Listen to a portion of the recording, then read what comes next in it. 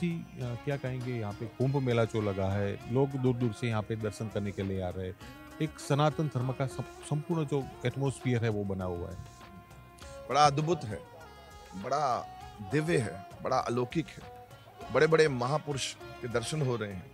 हर एक संत यहाँ पर स्नान हो रहा है। गंगा जी का जब वेग हुआ, जब गंगा जी संसार में महादेव ने जो उनका वेग धारण करने की बात कही, तो माँ ने कहा कि मैं तो आ रही हूँ, मेरा वेग तो होगा, संसार में आऊंगी, कलयुग आएगा, मैली हो जाऊंगी, गंदी हो जाऊंगी, तो मेरा मैं निर्मल कैसे रहूंगी प्रभु, मेरा भी तो उद्धार कैसे होगा।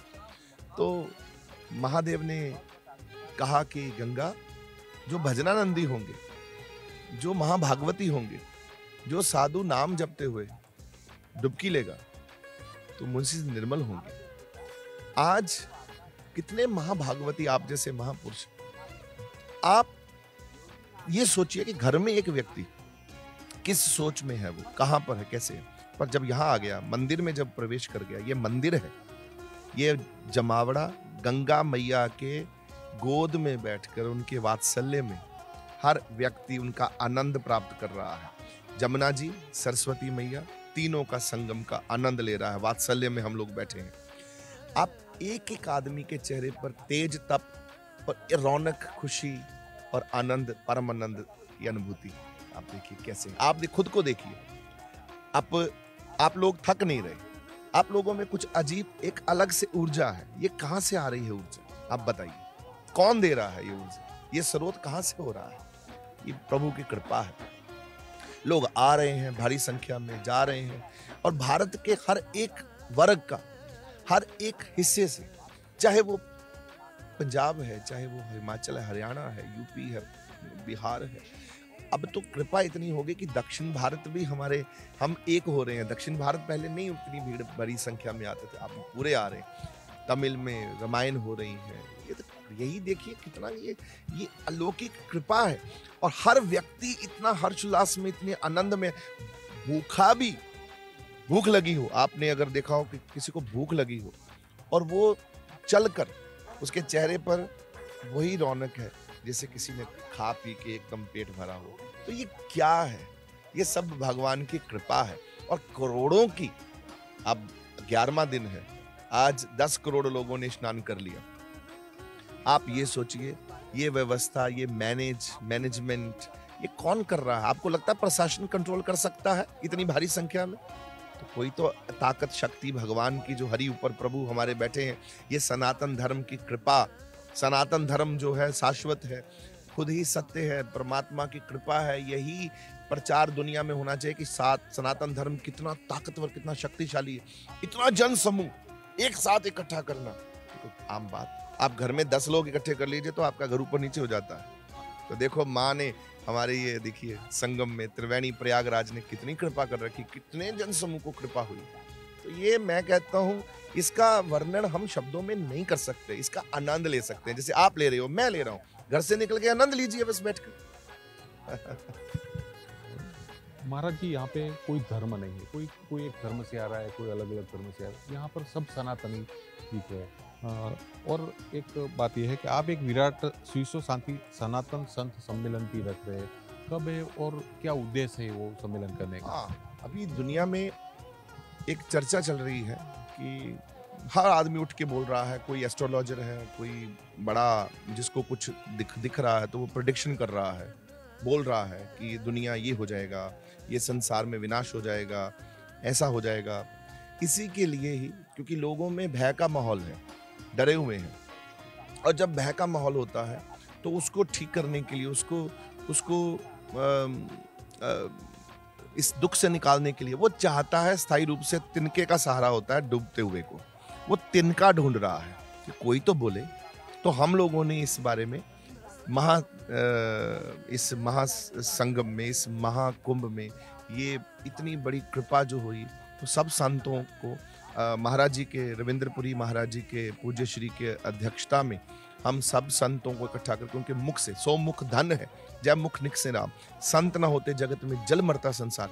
तो संत की कृपा, उनकी वाणी से जो संदेश पूरे भारत में जाएगा, और संत कहेंगे मिलकर और प्रार्थना करेंगे, प्रार्थना में बड़ी ताकत होती है। एकमात्र प्रार्थना एक ऐसा विकल्प है, जब आपके पास कोई विकल्प नहीं बचे तो प्रार्थना ही वो विकल्प है। हाथ जोड़कर प्रार्थना प्रभु को करो, प्रभु आप हमें बचाइए। तो सब संत इकट्ठे होकर जब कहेंगे, ये सब खंडन हो जाएगा, ये सब बेकार है। और हम लोगों को कह रहे, सब इकट्ठे होकर, संत इकट्ठे होकर, ये मैसेज आएगा पूरे भारत में, पूरी दुनिया में, कि भाई ये पूरे विश्व में कि कुछ नहीं है, कि कुछ नहीं है। संतों ने कह दिया कि ये धरती बच गई, ये विनाश वगैरह जो है ये सब धरे के धरे रह जाएंगे, ये कुछ नहीं होने।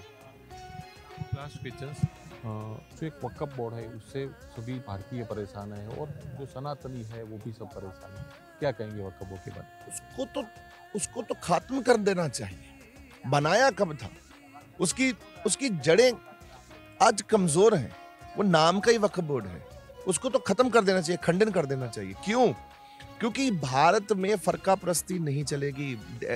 अलग अलग तरीके का, देखिए ये सब पहले चला करता था, अब सनातन का हर व्यक्ति इतना जानकार हो गया, समझदार हो गया, इतना अक्लमंद हो गया। पूरे विश्व की जानकारी आप रखते हो अपनी जेब में। आज हमें पूरे विश्व के बारे में मालूम है। यहाँ बैठे बैठे आपको मालूम है चीन में क्या हो रहा है, अमेरिका में क्या हो रहा है, कौन क्या सोच रहा है। तो आज की तारीख में कोई किसी को बुद्धू और मूर्ख नहीं बना सकता। ये मूर्ख बनाने का युग जो था वो नेहरू जी के समय से जो शुरू हुआ, उस वक्त जो हम लोगों को, भारत को देखिए, नेपाल को नहीं लिया, तिब्बत को नहीं, आज हमारा कैलाश पिछड़ गया।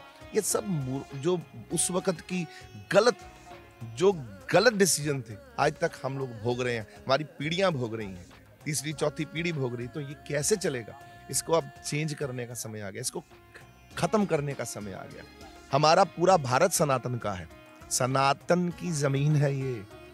हिमालय 3500 किलोमीटर का है, उसके नीचे जो भी है वो भारत का है। और पहले वो महाभारत था, दूर तक फैली हुई थी हमारी सीमाएं। कहां तक? हम ग्रीक तक, उनकी लड़कियों के साथ हमारे महाभारत में जो अर्जुन के पुत्र से विवाह हुआ है, वो बहू बनकर हमारे पास, हमारे देश में आई है। कारण ग्रीक तक सीमा थी, फिर इसका मतलब हमारी महाभारत पूरा फैला हुआ था। हम उस भारत की बात कर रहे हैं जिस भारत में ये जो गैर, ये लोग, ये जो गैर हिंदू और ये जो क्या नाम है इनका, क्या नाम है ये, मतलब एक वर्ग है हमारा जो कि खाम में अपने आप को चौधरी बनाया गया, उनमें दमखम कुछ नहीं है। उनको खाम से ताकत दे रखी है, फूक रखी है उनके अंदर ताकत। आज हर व्यक्ति में जान फूक दी गई है वापस। हमारे देश के प्रधानमंत्री जी, हमारे देश के इस यूपी के जो हमारे मुख्यमंत्री जी योगी जी, और हमारे देश के हर नागरिक में इतनी अकल और इतनी बुद्धि आ चुकी है कि क्या हमारा है और क्या नहीं है हमें पता है। तो इसलिए ये सब चीजों को अंत कर देना चाहिए, अभी तत्काल अंत कर देना चाहिए इसको खत्म कर दीजिए। और पूरे भारत में सनातन की कृपा है, सनातन की परंपरा है। हमारी पीढ़ी को, हमारी सुरक्षा, उसकी रक्षा सनातन करेगा और सनातन की परंपरा करेगी। वैदिक और जो वैदिक शक्तियां हैं, जो वैदिक हमारे मंत्र हैं, जो वैदिक हमें ज्ञान है, वो हम लोगों की जीवन शैली है। बस उसी का हम लोग जीवन आनंद ले रहे हैं। सम्मेलन जो हो रहा है आपकी अध्यक्षता में, तो और कौन कौन से टॉपिक, जो मेन जो टॉपिक है वो रहेंगे उसमें? विश्व शांति, इसको इंग्लिश में कहते हैं पीस ऑन अर्थ। वक्फ बोर्ड का मुद्दा भी हम लोग रखेंगे कि अगर संत महापुरुष जो हैं वो इस बात को खंडन करने के लिए बोलेंगे कि देखो भारत एक होना चाहिए। किसी को ज्यादा पावर देकर किसी को जान के बिगाड़ना हो तो ज्यादा किसी को खट दे दो तो वो तो मतलब कि गलत है। तो हमारे भारत को एक जैसा बनाओ, सबको बराबर की। अगर बाय द वे हमारे भारत ने किसी को, हमने इनको शरणार्थ दी थी, गांधी जी ने इनको रख लिया था यहाँ पर, तो इसका मतलब ये नहीं है कि ये हमारे राजे बनकर हमारे सिर के ऊपर राज करेंगे। तो आज आप देख लीजिए, जहां भी हम गुलाम रहे हैं मुगलों के, आज हमारा दुर्भाग्य है, आप माफ करिएगा, हमारे भारत का ये दुर्भाग्य है। शायद हमारे राजे उस वक्त सही नहीं थे जो सत्ताधारी थे। हमें पढ़ाया क्या गया किताबों में? क्या पढ़ाया गया? आप बताइए क्या पढ़ाया गया? अकबर की कहानी, मुगलों की कहानी, पानीपत की लड़ाई। क्यों? वो आपको बाद में, स्कूल के बाद में आपको कहीं काम आई? आपको अकबर की कहानी कोई याद आई? जरूरत ही नहीं है। हमारे क्यूरिकुलम को चेंज करने का समय आ गया है। हमें राम जी की, कृष्ण जी की, हमें गुरुओं की कहानियां, गुरु गोविंद सिंह जी के साहिबजादों की कहानियां, उनके बच्चों की कहानियां, जो उन्होंने देश के लिए किया, बड़े बड़े महापुरुषों की कहानियां, कबीर जी की कहानियां, साखियां। हमारे देश में इतनी कृपा है, इतनी बड़े बड़े, तो ये हमको सीखनी है। जो हमारे अंत तक आपने किसको जपना है? कृष्ण जी को जपना है, आपने राम जी को जपना है, आपने गुरु नानक जी को समझना है, आपने कबीर जी को समझना। तो वो कहानियां कहाँ चली गई हमारे क्यूरिकुलम से? आप बताइए। संविधान से गायब कर दिया था सारी मूर्ति उनके। तो कारण क्या है? हमें बुद्धू बनाया गया, हमारी सोच को जान के बदलना चाहा। तो वो तो एक दिन तो आना ही था। अब उठ के एकदम से नया भारत और नया हम लोग खड़े हो गए। अब बताइए, अब हमको अकल है, बुद्धि है। इसलिए ये वक्फ बोर्ड और ये जो जितने भी ये जो कर रहे हैं लोग, इनका तो अब समय आ गया है कि अब इनको वापस यहाँ तो वापस लौट आए घर में, हमारे घर में वापस लौटना है और लौट भी रहे हैं। आपने प्रयागराज में देखा कितने मुस्लिम जो हैं, वो मेरे मुस्लिम भाई वापस हिंदू, क्योंकि उन्होंने वापस लौटना, अपने घर वापस आ जाओ, क्योंकि ये तो बनाए गए थे डरावे के कारण। वो डर गया जो, तो वो तो अब वापस आने का समय है। क्या आप मानते हैं कि उस टाइम की जो सरकार थी वो जिम्मेदार है, ये जो अभी जो हो रहा है, दिक्कतें हो रही है सनातन धर्मियों के लिए? ऑफ कोर्स, कौन जिम्मेदार है? ये बताओ कौन है?